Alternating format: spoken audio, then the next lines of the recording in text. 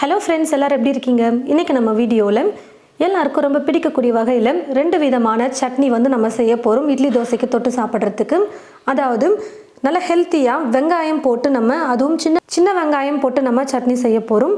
கூடவே ஹோட்டல் ஸ்டைலில் நல்ல டேஸ்டியாக கெட்டி சட்னி செய்ய போகிறோம்.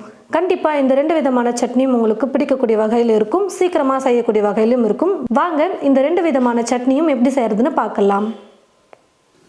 ஸ்டவ்வை பற்ற வச்சுக்கிட்டு ஸ்டவ் மேலே ஒரு கடாய் வச்சுருக்கேன். கடாய் நல்லா சூடேறினதும் 1 ஸ்பூன் அளவுக்கு எண்ணெய் சேர்த்துக்கிறேன். எண்ணெய் நல்லா காஞ்சதுக்கப்புறமா 1 ஸ்பூன் உளுத்தம்பருப்பு சேர்த்துக்கிறேன். 1 ஸ்பூன் கடலைப்பருப்பு,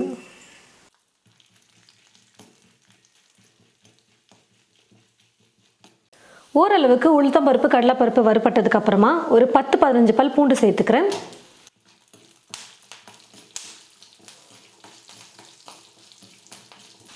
ஒரு 10 கருவேப்பிலை சேர்த்துக்கிறேன். ரொம்ப அதிகமாக சேர்க்க வேணாம். இப்போ பார்த்தீங்கன்னா 150 கிராம் சின்ன வெங்காயம் எடுத்து வச்சுருக்கேன். இந்த வெங்காயத்தை சேர்த்துக்கிறேன். கூடவே காரத்துக்கு வரமிளகாய் 5 சேர்த்துக்கிறேன். உங்களுக்கு காரம் எந்த அளவுக்கு தேவைப்படுதோ அதுக்கேற்றது போல் நீங்கள் மிளகாவை கம்மி பண்ணுறது இல்லை அதிகமாக சேர்த்துக்கிறதோ நீங்கள் பார்த்து சேர்த்துக்கோங்க. நல்லா கலராக வரணும் அப்படின்னு நினச்சிங்கன்னா காஷ்மீரி மிளகாவை கூட நீங்கள் சேர்த்துக்கலாம். காஷ்மீரி மிளகாய் சேர்க்கும்போது ஒரு 8-9 மிளகாய் நீங்கள் சேர்த்துக்கோங்க. அது காரம் கம்மியாக இருக்கிறதுனால கொஞ்சம் அதிகமாக நீங்கள் சேர்த்துக்கணும்.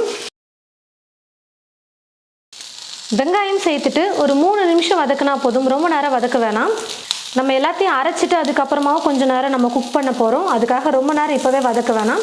இப்போ நான் ஸ்டவ் ஆஃப் பண்ணிடுறேன். நல்லா சூடு ஆறுனதுக்கப்புறமா மிக்ஸி ஜாரில் சேர்த்துக்கலாம். தண்ணி எதுவுமே நம்ம சேர்க்க வேணாம். வெங்காயம் அரைக்கும்போது அதுவே கொஞ்சம் தண்ணி விட்ட மாதிரி தான் இருக்கும். நல்லா நைஸாக நம்ம அரைச்சி எடுத்துக்கலாம். சட்னி பார்த்தீங்கன்னா நான் அரைச்சி எடுத்துக்கிட்டேன். இப்போது ஸ்டவ்வை பற்ற வச்சுக்கிட்டு ஸ்டவ் மேலே நம்ம வெங்காயம் எல்லாம் வதக்கணும் பார்த்தீங்களா, அந்த கடாயை வச்சுருக்கேன். இப்போ இந்த கடாயில் நல்லெண்ணெய் ஒரு 4-5 ஸ்பூன் அளவுக்கு சேர்த்துக்க போகிறேன். நல்லெண்ணெயிலே தாளிக்கும் போது இந்த சின்ன வெங்காய சட்னி அவ்வளோ டேஸ்ட் சூப்பராக இருக்கும். எண்ணெயும் நிறையா சேர்த்து செய்யும் போது நல்லா சூப்பராக இருக்கும் சாப்பிட்றதுக்கு. ஏன்னா கொஞ்சம் காரமாக தான் நம்ம செய்கிறோம்.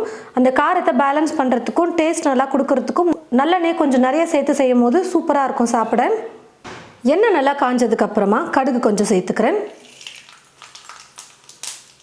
கடுகு நல்லா பொரிஞ்சதும் ஸ்டவ்வை குறைச்சி வச்சுட்டு கருவேப்பிலை கொஞ்சம் சேர்த்துக்கிறேன்.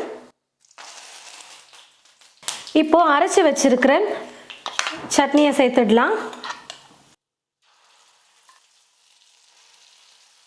கொஞ்சமாக மிக்ஸி ஜாரில் தண்ணியை சேர்த்துட்டு நான் இதில் சேர்த்துடுறேன். நம்ம உப்பு இன்னும் சேர்க்கவே இல்லை, அரைக்கும் பொழுது கூட சேர்க்கல, இப்போ தான் சேர்க்க போகிறோம். தேவையான அளவுக்கு உப்பு சேர்த்துக்கலாம். கொஞ்சம் மீடியம் ஃப்ளேமில் வச்சுக்கிட்டு ஒரு 3-5 நிமிஷத்துக்கு நல்லா வதக்கணும்னா சட்னி சாப்பிட்றதுக்கு ரொம்ப டேஸ்டியாக இருக்கும். ஏன்னா நம்ம வெங்காயம் பார்த்தீங்கன்னா ரொம்ப நேரம் வதக்கலை, எண்ணெயில் கொஞ்சம் நேரம் தான் வதக்கணும். இப்போ அரைச்சிட்டு அதுக்கப்புறமா வதக்கும்போது அந்த பச்சை மணமே இல்லாமல் நல்லா சாப்பிட சூப்பராக இருக்கும் சட்னி.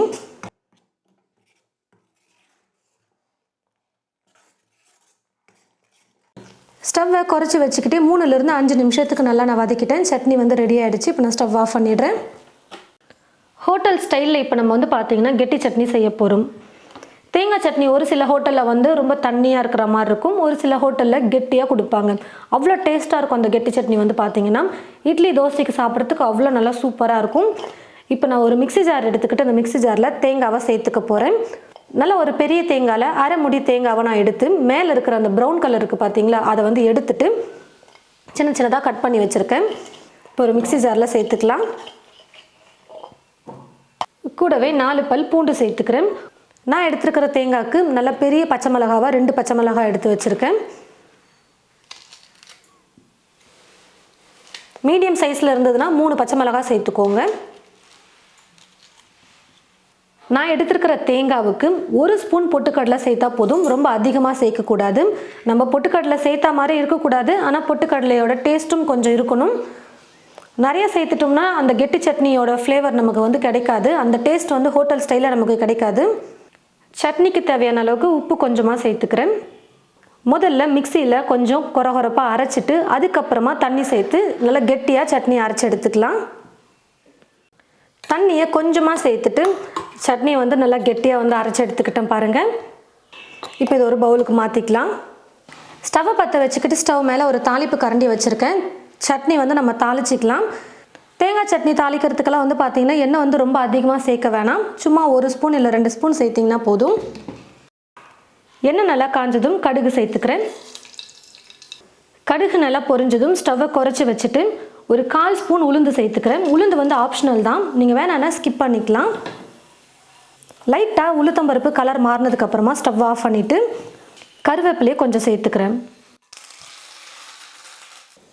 இப்போ இந்த தாளிப்பை சட்னியில் சேர்த்துக்கலாம். நல்லா டேஸ்டியாக ஹோட்டல் ஸ்டைலில் கெட்டி சட்னி ரெடி ஆகிடுச்சு. நல்லா சுட சுட இட்லியை செஞ்சு இந்த மாதிரி இலையில பரிமாறிட்டு தொட்டுக்கிறதுக்கு நல்லா டேஸ்டியாக இது போல் கெட்டி சட்னி, கூடவே நம்ம செஞ்சுருக்கிற சின்ன வெங்காய சட்னி, ரெண்டையும் நம்ம இட்லி தோசைக்கு சர்வ் பண்ணும்போது அவ்வளோ சூப்பராக இருக்கும். இது கூட சாம்பார் வேறு ஏதாவது குழம்பு வேணும்னு சொல்லிட்டு கூட கேட்கவே மாட்டாங்க. இந்த 2 சட்னி செஞ்சிங்கனாலே போதும், அவ்வளோ விரும்பி சாப்பிடுவாங்க. 2-3 இட்லி சாப்பிட்றவங்க கூட கண்டிப்பாக 5-6 இட்லி சாப்பிடுவாங்க. அவ்வளோ நல்லா டேஸ்டியாக இருக்கும். நீங்களும் இது போல் உங்களுடைய வீட்டில் இட்லி தோசைக்கு சின்ன வெங்காய சட்னி, ஹோட்டல் ஸ்டைலில் கெட்டி சட்னி இந்த மாதிரி செஞ்சு பாருங்கள். ரொம்பவே விரும்பி சாப்பிடுவாங்க. எல்லாருக்கும் ரொம்ப பிடிக்கக்கூடிய வகையிலும் இந்த ரெசிபி இருக்கும். ரொம்ப சீக்கிரமாக செய்யக்கூடிய 2 வகையான சட்னி ரெசிபிஸ் தான் இது. டக்குன்னு செஞ்சிடலாம், அதிக டைம் எடுக்காது. கண்டிப்பாக ட்ரை பண்ணி பார்த்துட்டு எப்படி இருக்குன்னு மறக்காமல் கமெண்ட் பாக்ஸில் வந்து கமெண்ட் பண்ணுங்கள். இந்த வீடியோவை மற்றவங்களுக்கும் ஷேர் பண்ணுங்கள். இது போல் நிறைய ரெசிபிஸ் பார்க்க என் சமையல் என் சுவை சேனலை மறக்காமல் சப்ஸ்கிரைப் பண்ணிக்கோங்க. கூடவே பக்கத்தில் இருக்கிற பெல் ஐக்கானை கிளிக் பண்ண மறந்துடாதீங்க. தேங்க்யூ.